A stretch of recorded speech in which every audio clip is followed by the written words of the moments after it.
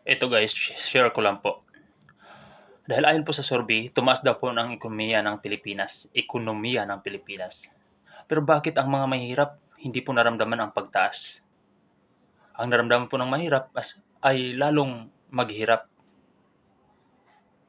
Siguro ang nakakaramdam niyan is yung mga mayayaman lang. Bakit? Kaya nila mai-provide ang lahat. Lahat ng mabilihin kahit gaano kataas. At yung mga negosyante na sila po yung number one na booth doon sa pagtaas ng ekonomiya dahil sila po ang may kita. Samantalang kami mahihirap, wala kaming naramdaman o na-feel na mataas pala ang ekonomiya sa Pilipinas. Bakit hirap na hirap yung mga mahihirap?